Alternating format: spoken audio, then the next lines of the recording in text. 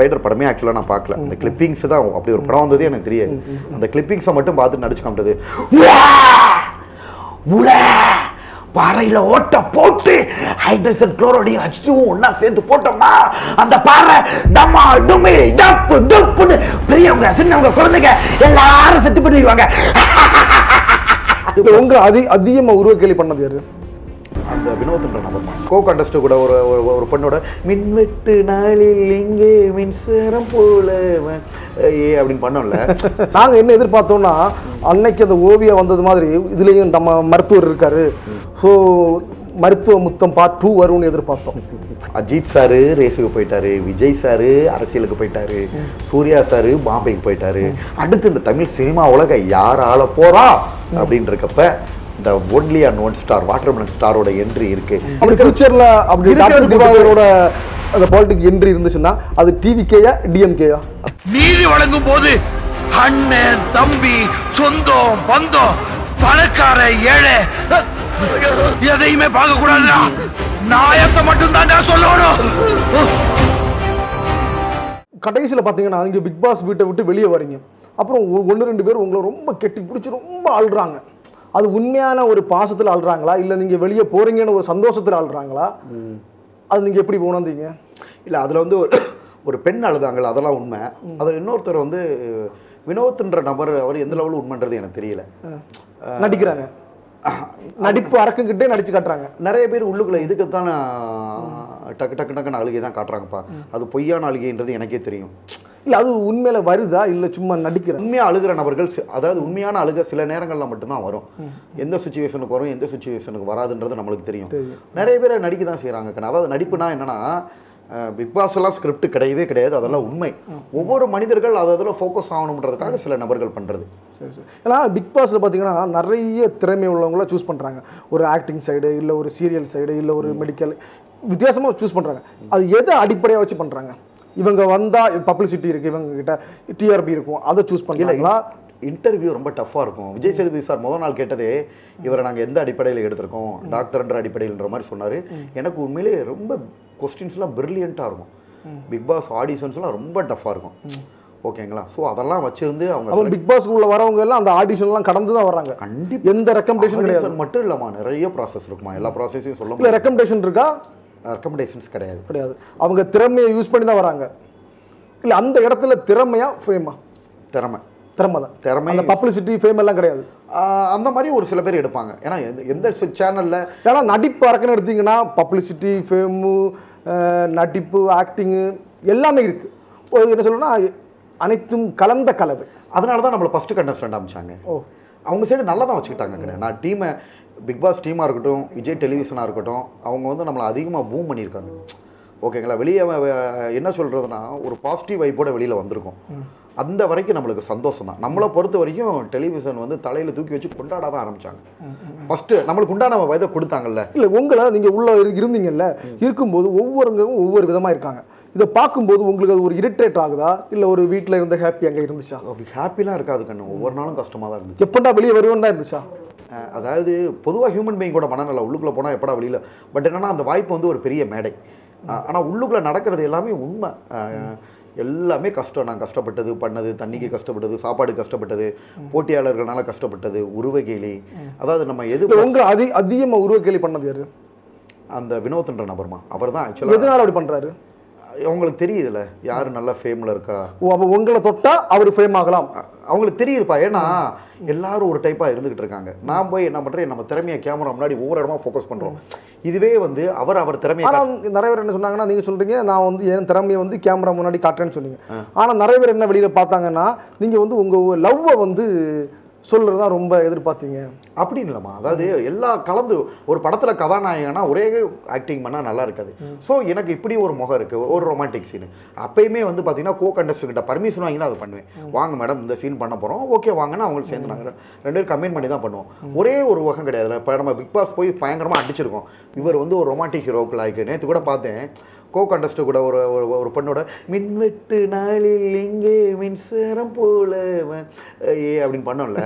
So அது வந்து பார்த்துட்டு எல்லாரும் ஐயோ பயங்கரமாக இருக்கும் உங்களுக்கு ஃப்ரேமு, சூப்பராக இருக்கீங்க. இல்லை உங்களுக்கு அந்த பிக் பாஸில் ஏதாவது ஒரு பொண்ணை பிடிச்சிச்சா? இந்த பொண்ணு எனக்கு லைஃப்ல வந்தா நல்லா இருக்கும் அந்த மாதிரிலாம் யாரையும் நினைக்கவே இல்லை. இல்ல அந்த மாதிரிலாம் யாரும் உண்மையிலே சொல்றேன், ப்ராமிஸா அந்த மாதிரிலாம் யாரையும் நினைக்கவே இல்லை. எல்லாமே ஒரு ஃப்ரெண்ட்ஷிப், ஒரு சிஸ்டர். ஆமா ஃப்ரெண்ட்ஷிப்பா தான் இருந்தோம். அதை தாண்டி எதுவுமே போகல. ஃப்ரெண்ட்ஷிப்பை தாண்டி நான் என்ன பண்ணுவேன் தெரியுமா, ஆக்டிங் டைம்ல மட்டும்தான் நாங்க என்ன எதிர்பார்த்தோம்னா, அன்னைக்கு அந்த ஓவியா வந்தது மாதிரி இதுலயும் நம்ம மருத்துவர் இருக்காரு, ஸோ மருத்துவ முத்தம் பார்ட் 2 வரும்னு எதிர்பார்த்தோம்.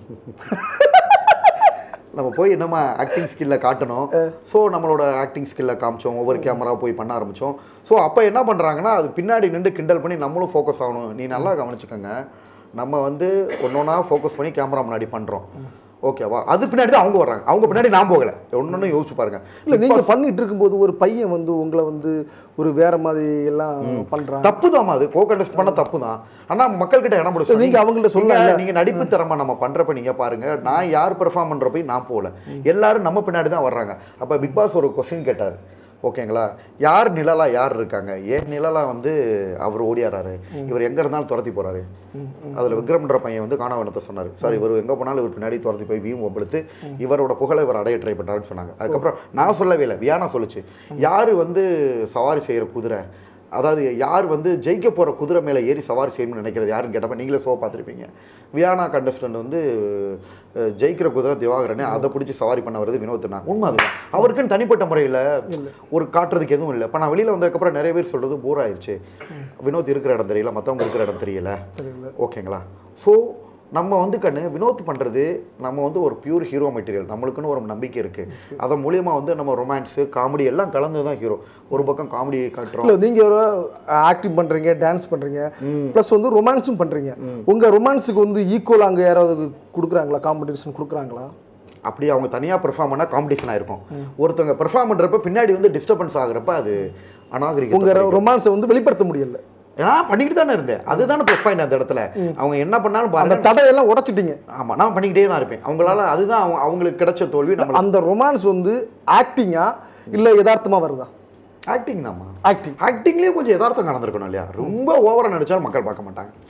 ஒரு கேமரா ஆஃப்,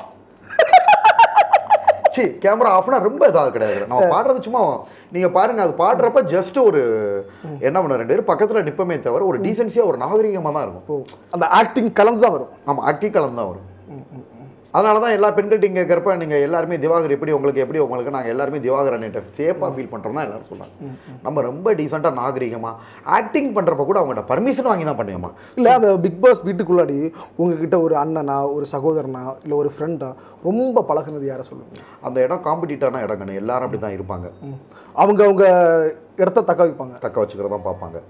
ஸோ ஒரு ஆளை வளர்த்தி விடுறதுக்கு எல்லாம் யாரும் பார்க்க மாட்டாங்க. இப்போல்லாம் யாருக்குன்னு நினைப்பாங்க. ஆக்சுவலாக வெளியில் வந்து பார்க்குறப்ப திவாகர் தான் டைட்டில் வின்னர்னு சொன்னாங்க. இருக்கிற 14 பேரில் கடைசி இடமா என்னை 14ஆக போட்டாங்க. அவங்களுக்கே தெரியும் நம்மளோட எஃபிஷியன்சி. வைல்ட் கார்டில் வந்தவங்களாம் சொல்லிட்டாங்க, ஓட்லாம் இவர் தான் டாப்பில் இருக்கார், டைட்டில் வின்னருக்கு சான்ஸ் இருக்குது. நான் வந்து பார்த்த 4 வாரம் வைல்ட் கார்டு என்று சொன்ன உடனே மற்ற கண்டஸ்டண்ட்டுக்குலாம் இன்னும் கொஞ்சம் வயிறு எரிய ஆரம்பிச்சிருச்சு. ஓகேங்களா? மற்ற கண்டஸ்டண்ட்டுக்கு அது இயற்கை தானே. இல்லை உங்ககிட்ட இருந்து அவங்க ஏதாவது கற்றுக்கிட்டாங்களா? எனக்குன்னு ஏதாவது நிறைய கற்றுருப்பாங்க, சொல்ல மாட்டாங்கம்மா. எல்லாரும் போவோம் உள்ளே வந்து பொறாம தான் போடுவாங்க. ஒரு சில பேர் சொன்னாங்க, திவாகர் அண்ணே ரொம்ப நல்ல. இப்போ ஒரு வெளியில் வந்து ஒரு பொண்ணுகிட்ட 3வது வாரம் எவிக்டான ஒரு பொண்ணுகிட்ட கேட்டாங்க, ஆதிரிகிட்ட. அவர் ரொம்ப நல்ல மனுஷன், அவர் டாக்டர் திவாகராக பிடிக்கும், ஆக்டராக பிடிக்கும். ஆக்டர் தான் பெரிய லெவலில் ரீச் ஆயிருக்காரு. பெரிய ஆக்டருக்கே ஒரு டஃப் கொடுக்குற லெவலில். உண்மையாக இல்லையாமா? இவர் நம்ம முகத்தை காமிச்சாங்கன்னா அதுக்கு ஒரு வேல்யூ இருக்குது. அதை நிறைய பேர் பார்க்குறாங்க, நிறைய பேர் ரசிக்கிறாங்க, மக்கள்கிட்ட ஒரு பெரிய கூட்டம் வந்திருக்கு.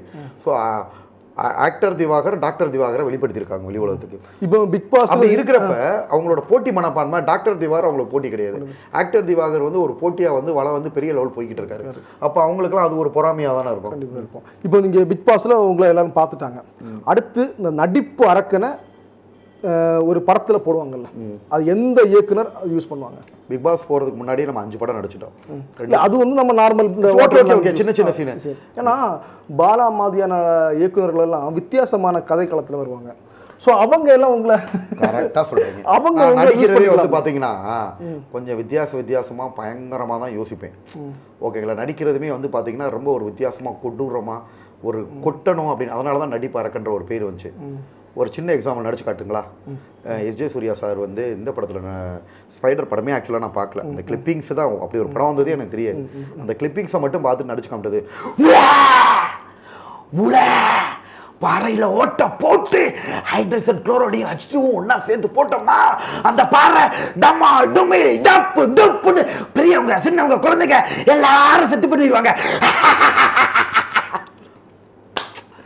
பயங்கரமாக இருக்குது. ஸோ இந்த மாதிரி இது ஒரு சின்ன எக்ஸாம்பிள்னு வைங்களேன். அந்த மாதிரி ஒரு வித்தியாசமான ஆங்கிளில் நம்மளை எப்படினாலும் யூஸ் பண்ணலாம், ஒரு கஷ்டமான நடிப்பை கொடுத்து.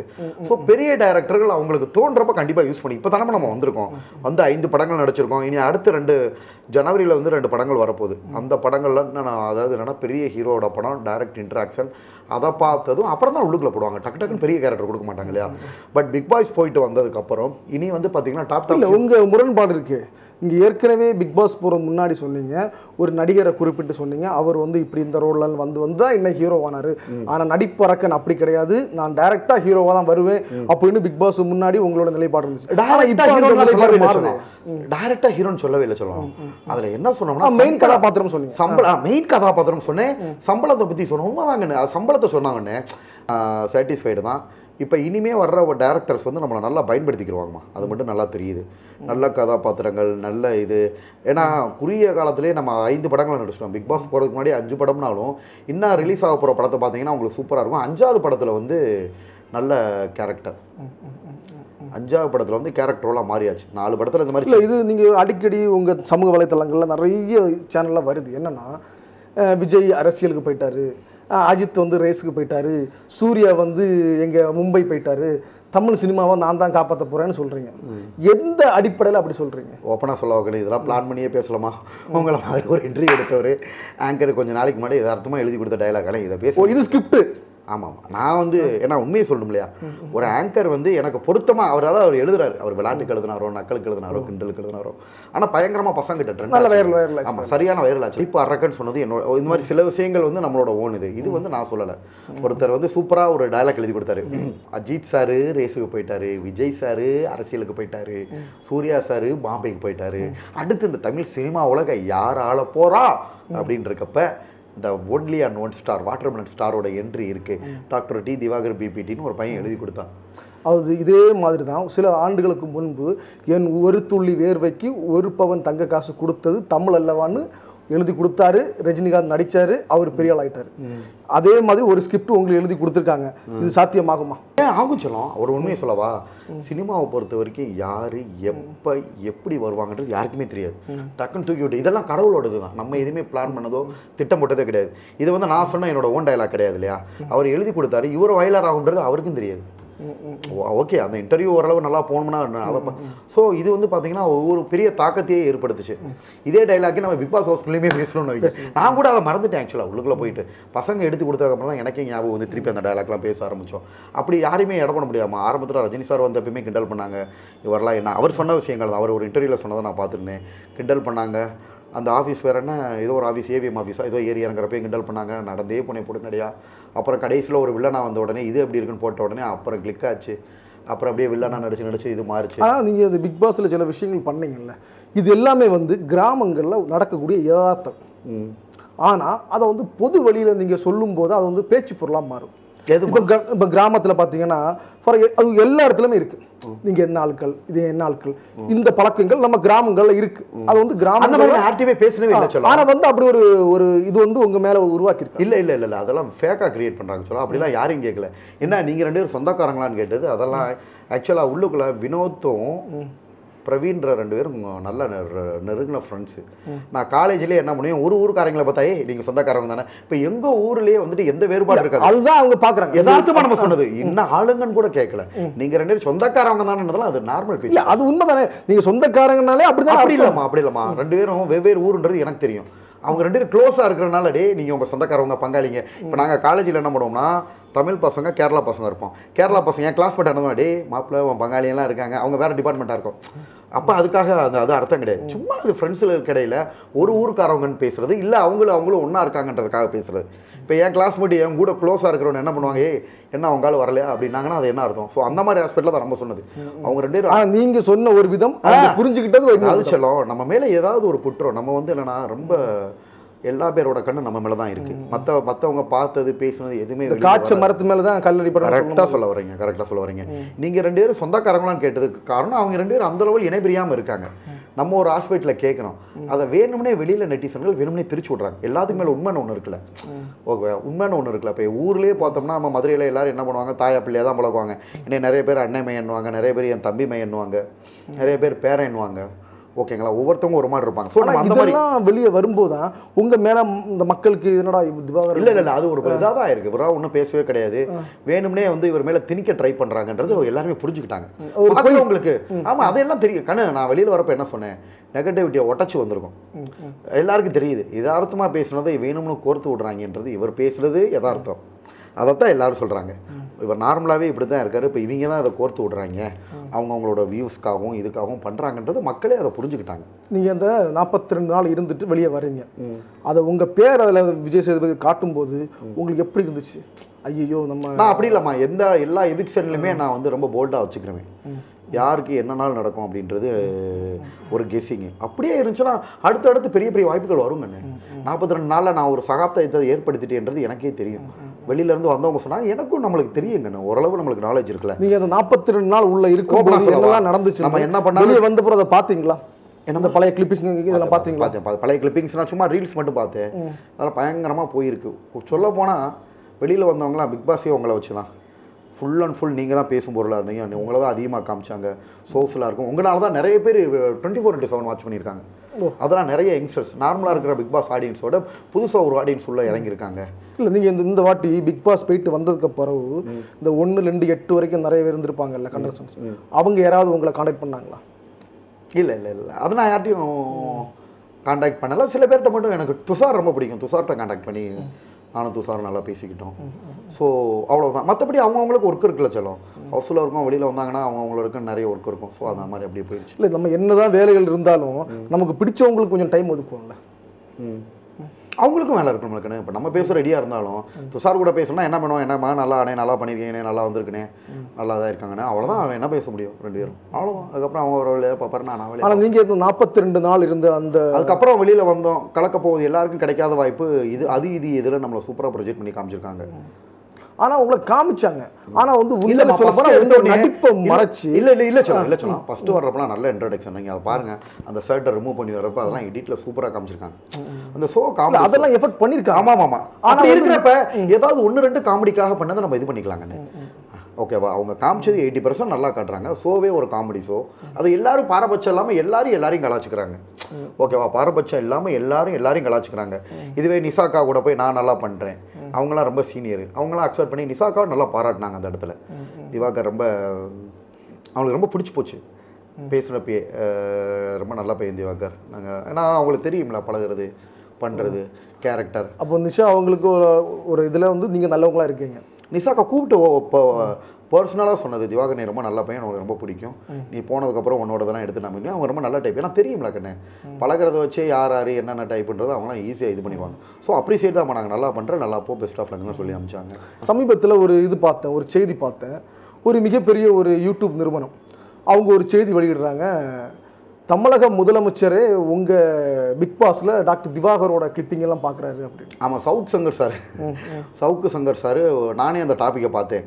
சிஎம் வந்து இந்த மாதிரி பிக் பாஸ் ப்ரோக்ராம் பார்க்குறாரு, அதில் அந்த வாட்டர்மெலன் ஸ்டாராம்ல அவரை உன்னிப்பாக கவனிக்கிறாரு, ஏன்னா அந்த பையன் உள்ள என்ன பண்ணிக்கிட்டு இருக்கான். அப்போது தமிழக முதலமைச்சர் மேலே அவருக்கு உங்களுக்கு பிடிச்சிருக்கு. ஆக்சுவலாமா எல்லாரும் சாதாரண மனிதர்கள் தானே, அவங்களுக்குன்னு சொல்லிட்டு, ஏன்னா அவங்களுக்குன்னு ஒரு ரிலாக்ஸேஷன் தேவை. ஸோ நம்ம ஸ்டாலின் சார், நம்ம சிஎம் சார், முதலமைச்சர் ஐயா அவர்கள் வந்து உண்மையிலேயே ஒரு ரிலாக்ஸேஷனுக்காக பிக் பாஸ் பார்க்கலாம். அதனால தப்பு ஒன்றும் கிடையாது, எல்லாரும் பார்க்க தான் செய்வாங்கம்மா. அவங்களுக்கு ஒரு ரிலாக்ஸேஷன் வேணாமா? ஒவ்வொருத்தவங்க ஒரு டைப்பில் ரிலாக்ஸேஷன் பண்ணுவாங்க. அவங்க இல்லங்களில் பொதுவாக மனிதர்கள் எப்படி இருக்காங்கன்னு பார்த்துருக்கலாம். அது நம்மளோட கேரக்டர்ஸ்லாம் பிடிச்சி போய் நம்மளை உன்னிப்பாக பார்த்துருந்துருக்கலாம். ஸோ அந்த செய்தி சவுக் சங்கர் சாருக்கு ஏதாவது காற்று வழியாக பரவி அதை வெளியில் சொல்லியிருக்கலாம். அது ஒரு பெருமை தானே. அதில் என்ன விஷயம் இருக்குது? பாரபட்சம். அதனால தான் விஜய் டெலிவிஷன் இன்னமும் நம்மளை செல்லப்பள்ளியாக வச்சுருக்காங்க. நம்மளை நல்லா ஃபோக்கஸ் பண்ண கண்டு தானே இவங்கெல்லாம் பார்த்துருக்காங்க. ஸோ விஜய் டெலிவிஷன்னாலையும் ஜியோ ஹாட்ஸ்டார்னாலையும் நம்ம ஒரு பெரிய பயன் அடைஞ்சிருக்கோம். அவங்க பிள்ளை மாதிரி வச்சுக்கிறாங்கம்மா. நம்ம பிள்ளை என்ன பண்ணுவோம் தெரியுமா? எப்போனாலும் நம்ம தூக்குவோம், எப்போனாலும் உள்ளுக்குள்ளே சாப்பிட வைப்போம். ஏன்னா இது நம்ம இடம். கண்டிப்பாக. ஓகேங்களா? அதில் பெருமையாக சொல்லுவேன், விஜய் டிவியோட சேனல் ப்ராடக்ட் அப்படின்னு உண்மையிலே சொல்லுவேம்மா. அது அவங்க அப்படிதான் வச்சுக்கிறாங்க. இது வரைக்கும் இப்படி யாராவது விஜய் டிவி சொல்லியிருப்பாங்களான்னு கேட்டால் தெரியல. ஆனால் நீங்கள் மாறுதட்டி சொல்கிறேன், சேனல் ப்ராடக்ட், விஜய் டிவியோட ப்ராடக்ட். ஏன்னா ப்ராடக்ட்டை தான் வச்சுக்கிட்டாங்க. நம்மளுக்கு முன்னாடி பெரிய ஆட்கள் சீரியல் பண்ணவங்களாம் உள்ள ஏகப்பட்ட பேர் இருக்காங்க. கண்டிப்பாக அவங்களுக்குலாம் கொடுக்காத வாய்ப்புகளும் ஃபோக்கஸும் நம்மளுக்கு பண்ணியிருக்காங்க. இப்போ பார்த்தீங்கன்னா நிறைய பேர் வந்து சினிமாவில் இந்த கெரியர்கள் உச்சத்துல எல்லாம் இருப்பாங்க. அவங்க என்ன பண்ணுவாங்கன்னா அடுத்தது அவங்க தேடக்கூடிய ஒரு விஷயம் வந்து அரசியல். ஃபியூச்சரில் அதுக்கான வாய்ப்பு இருக்குமா? இப்போதைக்கு எதுவும் ஒன்றும் ஐடியா இல்லைம்மா. அதாவது நம்ம வந்து ஃபியூச்சரில் அப்படி டாக்டர் திவாகரோட அந்த பாலிட்டிக் என்ட்ரி இருந்துச்சுன்னா அது டிவிகேயா டிஎம்கேயா? அதாவது இருக்கிறது விட்டுட்டு பறக்கிறதுக்கு ஆசைப்படுற மாதிரி. முதல்ல என்ன நம்ம சினிமா ஃபீல்ட்லேயே இப்போ தான் ஏதோ முகத்தை காமிச்சிருக்கோம். மக்கள் மத்தியில் பிரபலம் ஆகிட்டோம். நீங்கள் அது ஒரு விஷயம். மக்களுக்கு வந்து கண்ணு இப்போ எல்லாருக்கும் ஓரளவு தெரிஞ்சிருச்சு. இல்லை தெரிஞ்சிச்சு. மக்கள் ஃபியூச்சரில் எதிர்பார்க்கலாமா டாக்டர் திவாகர் அவங்க அரசியல்? அதெல்லாம் எய்ம் இல்லை. ஃபஸ்ட்டு முதல்ல நடிப்போம், பிசியோதெரபி ஹாஸ்பிட்டல் போனோம், ட்ரிப் அந்த மாதிரிலாம் என்ன இருக்குது தவிர அரசியலை பற்றி எதுவும் ஒரு ஐடியா இல்லை.